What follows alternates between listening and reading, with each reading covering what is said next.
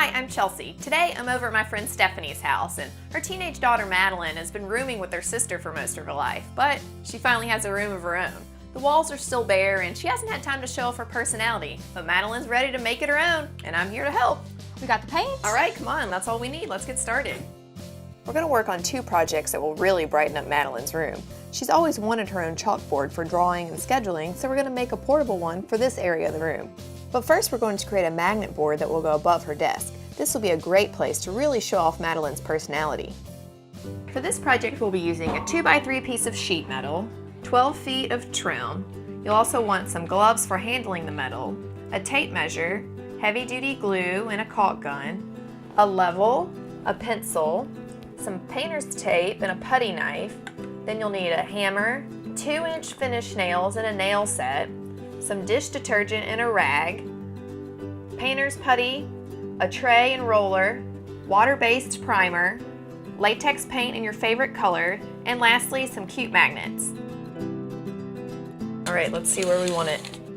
Okay, well that's pretty much the width of the desk. Yeah, so that'd be perfect. Yeah, that's gonna work out And then really let's well. see what 2 feet is. Okay. Maddie, what do you think? I think it sounds good. I like it. Okay. While her desk is still in place, we're getting our measurements. The total size of this magnet board will be 3 feet wide by 2 feet tall. We're also splitting the difference between the top of the desk and the top of the adjacent door frame to center it up. Now why do you do the little bird hash marks when you measure something? That way you know the center of the hash mark is the Oh. mark. That's beautiful. Good job.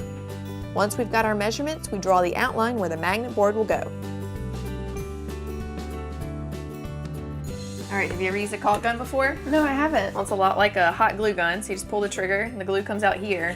We'll need to cover the whole back surface, but with little beads. Okay, You think you can handle it? I think so. This galvanized sheet metal is what will serve as our magnet. A sheet like this can be bought in pre-cut 3 feet by 2 feet panels from the home center. We're using a construction adhesive to hold it in place. You really don't need that much of it, it's really strong. All right, let's hang it up.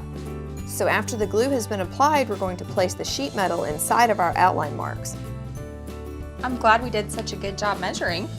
Then, to hold it in place while the glue sets, we're temporarily adding a strip of tape to each corner before pressing against it to set the glue. Let us out! After the glue has had time to set, remove the tape and it's time to start prepping. All right, Maddie, you did a great job with the glue. It's holding very well. Thank you. Now we gotta get it cleaned up. Chelsea, why do we have to clean this off? Because it comes from the store with a layer of oil on it, and so we want to get it off so the primer will stick to it. Okay. Yeah. There's no way the paint would have stuck to all that grease. Gross. Once the metal is free of grease, it's time to add our primer coat. We're using a water-based primer designed to adhere to galvanized metal. All right, here you go. We're just going to cover the whole surface and try and keep it on the metal, but it's okay if you go off a little bit because we're going to cover it with trim.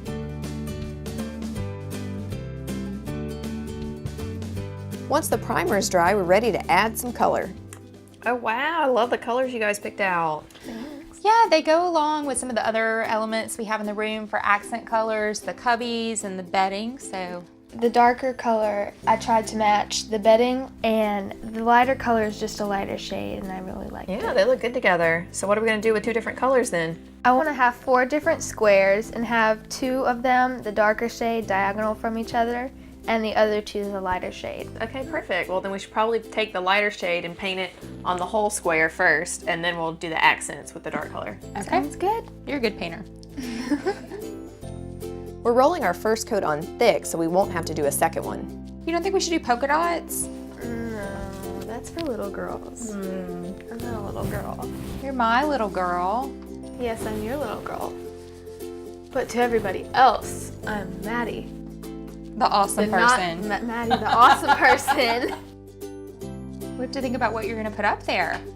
Now that you have this cool magnetic board that we're working on, we're gonna have to think about Pictures of me on it. How about a picture of your sweet mom?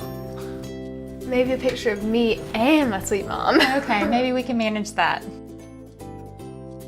All good. All right, it's dry, so we can mark for our 4 squares. Okay. First, we'll measure the center. We're marking the horizontal and the vertical centers of our board. Do you know which ones you want to be the dark squares? I think I want these 2 to be the dark squares. Then we're running a strip of painter's tape along the marks we just made. It's important to burnish or run a putty knife down the side of the tape where you will paint over it. This will keep the paint from seeping underneath and ruining our straight lines. The top of this tape lines up with our mark, and I'm going to line this side up with the top of the tape. So that we end up with 4 equally sized boxes, we're cutting half of the tape off at the center mark, both vertically and horizontally, then moving those halves to the opposite sides of the center line. This step is easier to show than explain. All right, let's see what it looks like. Go for it. Okay. And you want to overlap the tape a little bit, but don't go too heavy on the tape.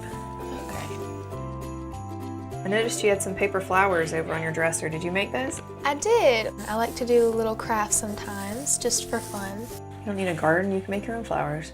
And they don't die either.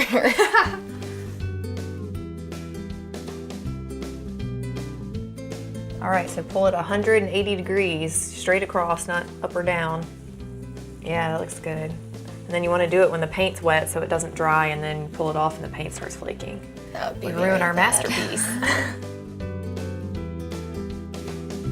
Beautiful, ta-da!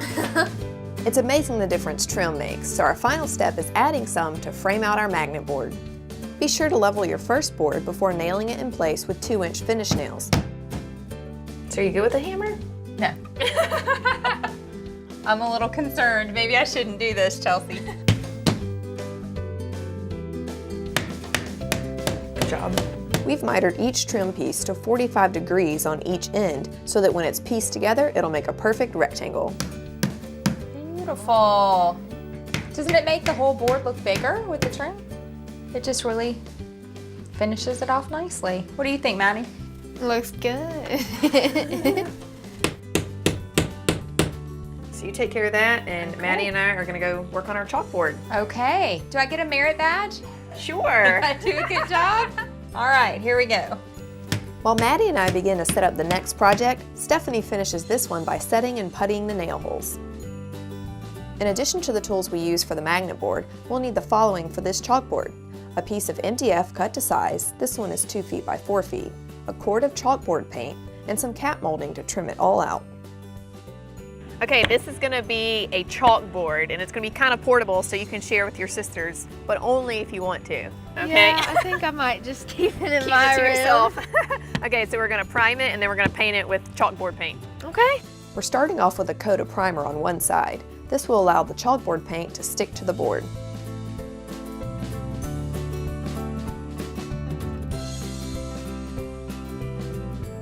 You're kind of a professional painter now. Well, thanks, but today's actually the first day I've ever used a paint roller.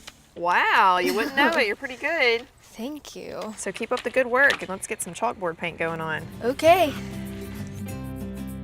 Ideally, this board will get a lot of use, so you'll want it to be as durable as possible. Follow the directions on the can since you'll need to add more than one coat.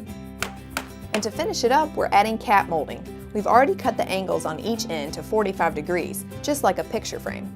Use the same 2-inch finish nails, putty, and paint the trim, and you're done.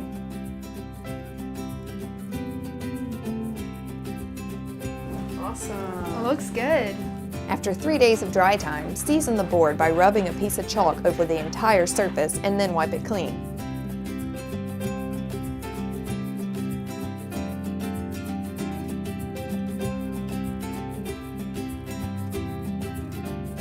Now it's time to test out our magnets.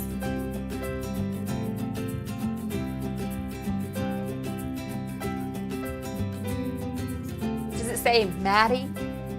Yes, it does. I think she's inspired us to paint the walls this weekend. Alan wants you to come over more often, I think. Yes.